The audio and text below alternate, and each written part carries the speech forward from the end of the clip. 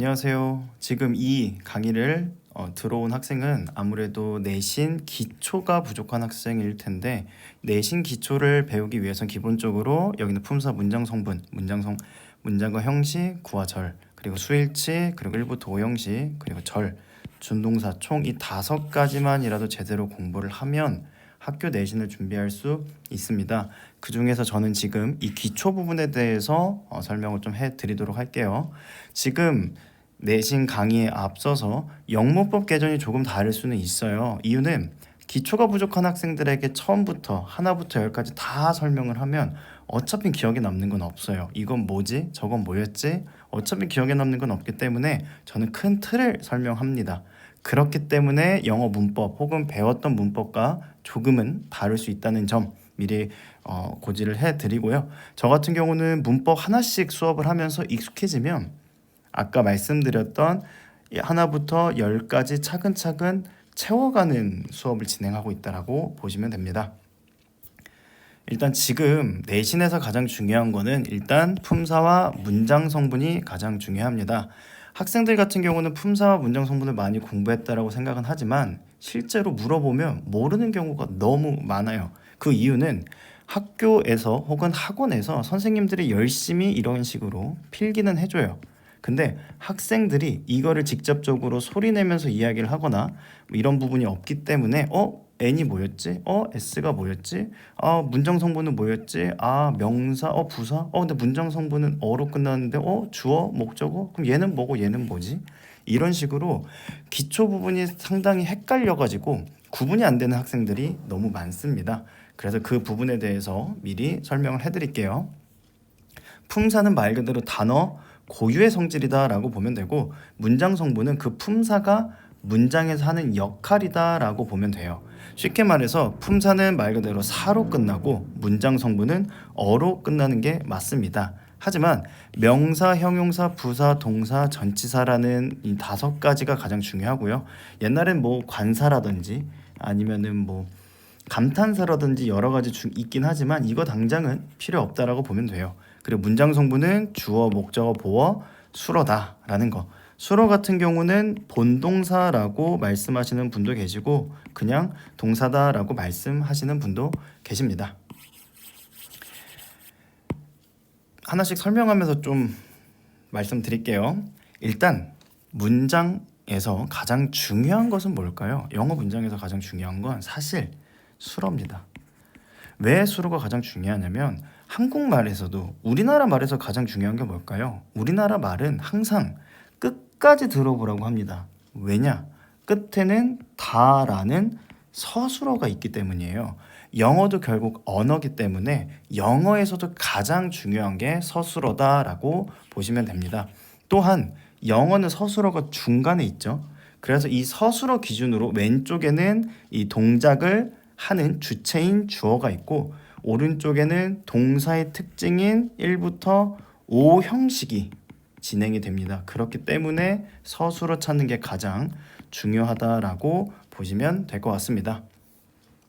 명사가 할 수 있는 문장 성분은 주어, 목적어, 보어, 전치사의 목적어, 형용사가 할 수 있는 문장 성분은 보어 또는 명사를 수식하고요. 전치 수식, 후치 수식이라는 게 있는데 전치는 앞에서 수식하는 경우고 후치는 뒤에서 수식한다라고 보시면 돼요. 그 다음에 부사가 할 수 있는 문장 성분은 없고요. 부사는 수식만 가능합니다. 즉 문장 전체, 동사, 형용사, 그리고 다른 부사, very well 같은 다른 부사를 수식할 수 있습니다. 그리고 동사는 서술어를 할 수 있다라는 점 기억하고 계시면 될 것 같아요. 그래서 저는 항상 아이들과 수업을 할 때 어떻게 공부를 하냐면 실제로 이렇게 글로 공부하는 거는 그렇게 기억에 남지 않는다라고 생각을 합니다. 그래서 같이 수업을 하고 항상 대화를 하면서 수업을 하는데 일단 품사인 명사, 형용사, 부사, 동사, 그리고 전치사를 이렇게 적고요. 문장 성분인 주어, 목적어, 보어, 그리고 술어는 뭐 동사라고 적어도 상관없습니다. 이렇게 적은 다음에 아이에게 직접 뭐가 어떤 문장 성분을 할 수 있는지 필기를 하라고 해요. 그래서 명사는 주어, 목적어, 보어, 그리고 전치사의 목적어 할 수 있고 형용사는 보어를 할 수 있고 또한 명사를 수식 가능하고요. 부사는 가장 중요한 문장 전체 수식, 그리고 동사, 그리고 형용사, 그리고 다른 부사, 그리고 동사는 서술을 할 수 있고, 전치사 더하기 명사, 전치사 더하기 명사는 첫 번째 형용사가 되고 두 번째로는 부사가 됩니다. 형용사일 경우에는 명사를 수식하고, 영어는 기본적으로 영어가 길면 뒤로 보내기 때문에 전명구 같은 경우는 뒤에서 수식하는 후치 수식이라고 합니다. 그리고 부사 같은 경우는 가장 중요한 문장 전체 수식을 하고 동사 수식을 합니다.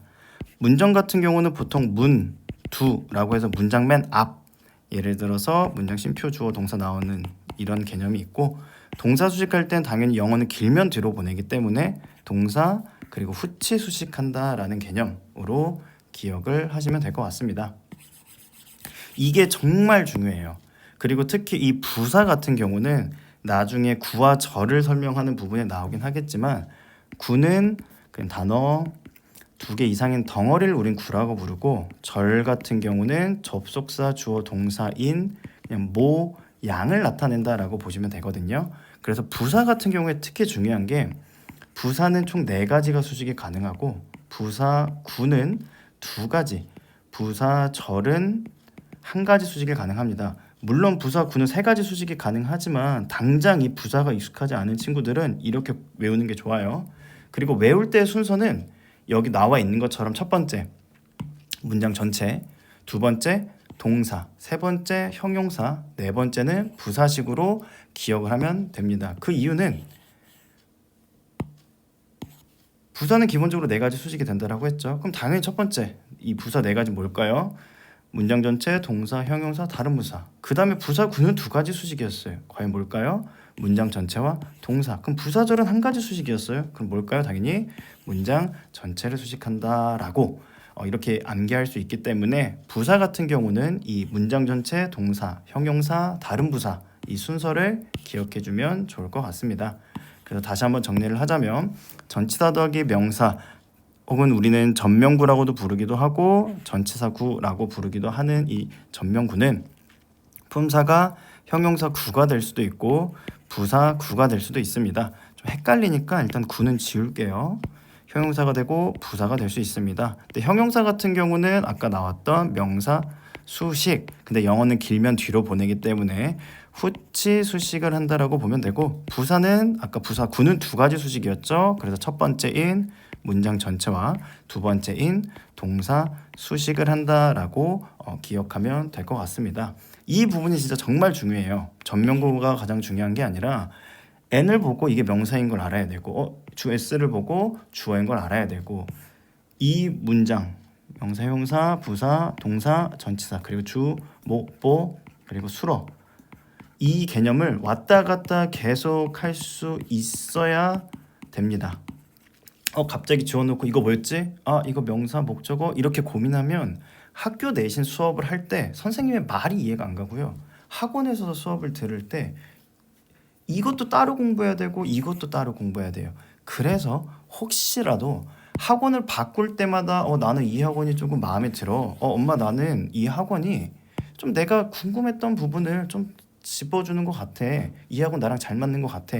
그런 걸 좀 많이 느꼈던 학생들은 이 부분 자체가 너무 이해가 안 가고, 이해는 가지만 시간 들여서 공부하지는 않아요. 그렇기 때문에 그 부분에 대해서 좀 미리 공부를 좀 해야 된다라는 점. 그래서 저는 이거를 초등부 같은 경우는 보통 한 2달 정도 계속 이거를 공부합니다. 이것만 공부하는 건 아니지만 수업 올 때마다 이거 뭐야? 혹은 이거 뭐야? 그리고 품사와 문장 성분, 품사 문장 성분의 차이는 뭐였지? 그리고 전치사는 전치사 더하기 명사 우린 뭐라고 불러요? 뭐 전명구라고 부릅니다. 뭐 이런 식으로 명사가 할 수 있는 문장 성분은 주, 목, 보, 그리고 전치사의 목적어, 형용사는 뭐하죠? 보어랑 명사를 수식합니다. 뭐 이런 식의 계속 암기를 한다라고 보면 될 것 같습니다. 그래서 이 부분 정말 중요하니까 꼭 공부를 하셨으면 좋겠어요. 꼭 진짜 중요해요. 이거 안 되면 다 필요 없습니다. 이거 명사, 형용사, 부사, 동사, 전치사, 주어, 목적어, 보어, 서술어, 이거 진짜 중요하니까 꼭 공부하세요. 알겠죠? 그리고 문장과 형식의 차이를 좀 모르는 학생들이 많은데 일단 이 부분에 대해서 좀 짚고 넘어가야 됩니다. 영어라는 건요, 문장과 형식은 크게 보면 개념이 달라요. 말 그대로 문장은 우리가 말하는 그냥 문장이에요. 근데 형식은 뭐냐? 동사의 특징이라고 보면 됩니다. 예를 들어서 선생님 I는 1형식이고, 예를 들어 you는 뭐 2형식이고, he는 뭐 3형식이고, she는 뭐 4형식이고, they는 5형식입니까? 이런 개념 들어본 적 있어요? 없죠. 애초 형식은 문맥이 조금 다를 수는 있어도 주어를 보는 게 아니에요. 이 주어는 없고 동사 기준으로 아무것도 안 오면 혹은 부사가 오면은 1형식, 뭐 명사나 형용사가 오면 2형식, 명사가 오면 3형식, 명사가 2개 오면 4형식, 명사랑 뭐 동사 원형이나 명사나 뭐 형용사 이런 것들이 오면 5형식이라고 얘기를 하는 거지 주어가 꼭 있어야 되는 건 아닙니다. 그래서 영어 문장은 크게 주어 그리고 비동사 문장이 있고요, 일반 동사 문장이 있고, have pp 문장이 있고, 조동사 덕에 동사 원형 문장이 있습니다. 영어 문장은 이 네 가지밖에 없어요. 그러면 여기서의 문제가 있죠. 비동사 문장은 동사 기준으로 볼 때 몇 형식과 몇 형식이 가능하냐? 비동사는 1형식과 2형식이 가능합니다. 그럼 일반 동사는 몇 형식이 가능하냐?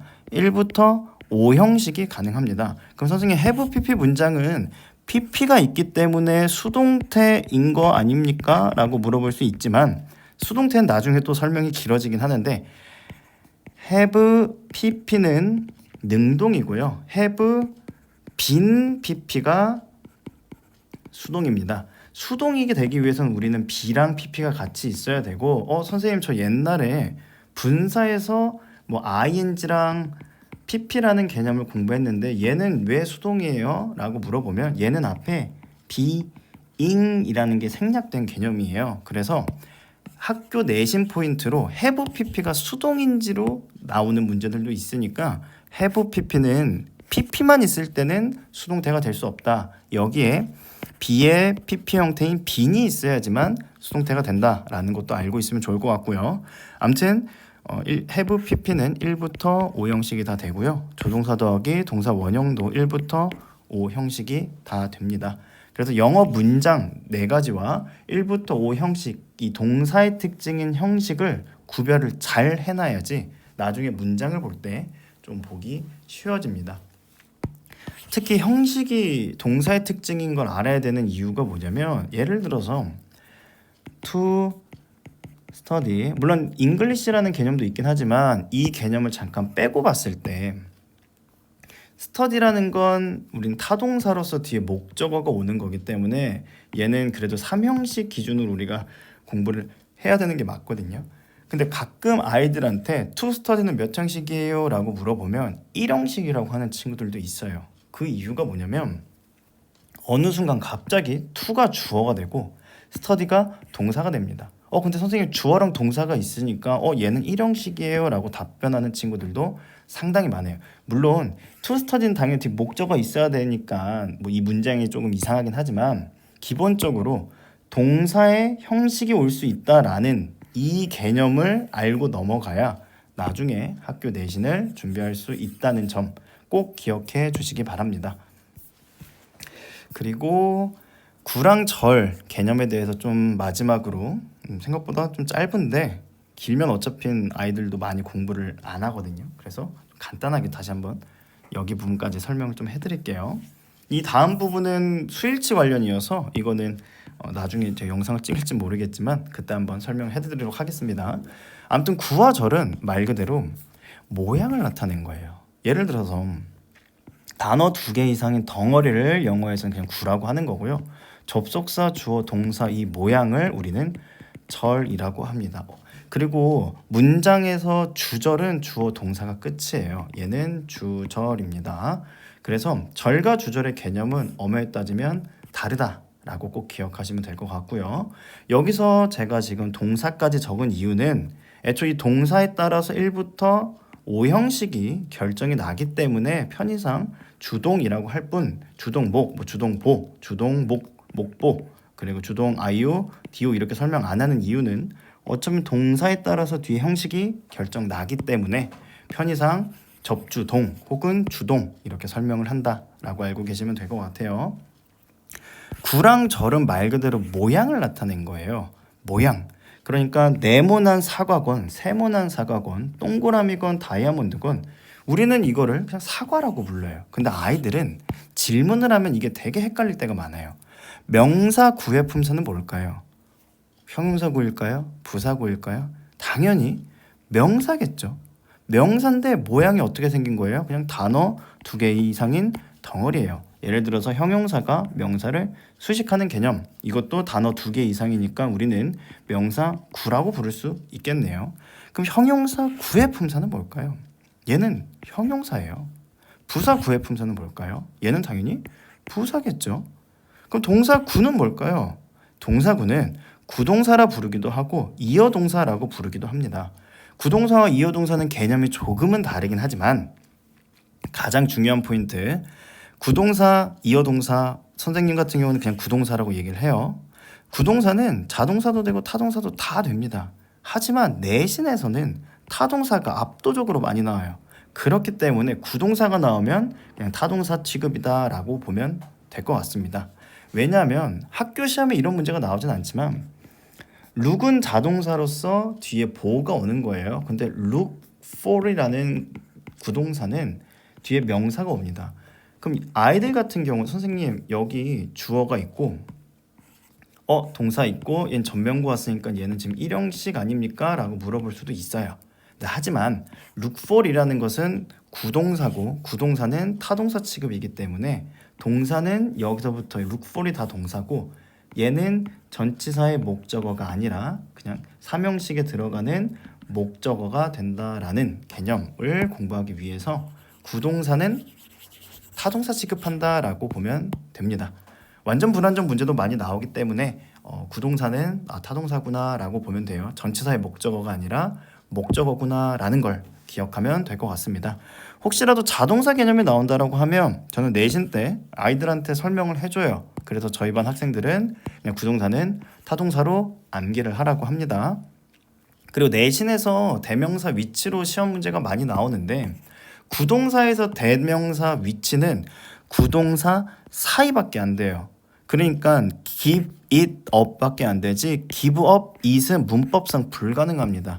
그래서 대명사의 위치는 사이만 되고 목적어 자리인 끝에는 안 된다라는 거. 하지만 일반 명사 같은 경우는 give up the test도 되고 혹은 give the test up이라는 중간에 들어가도 상관이 없다라는 점. 이게 학교 내신 포인트예요. 그래서 나온다라고 하면 이 부분이 많이 나옵니다.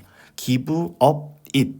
이거 문법상 올바르냐 안 올바르냐 이런 식으로 많이 나오니까 구동사에서 대명사는 사이밖에 안 되고 일반 명사는 끝에 와도 되고 대명사처럼 중간에 와도 된다. 이 두 가지를 기억하면 될 것 같습니다.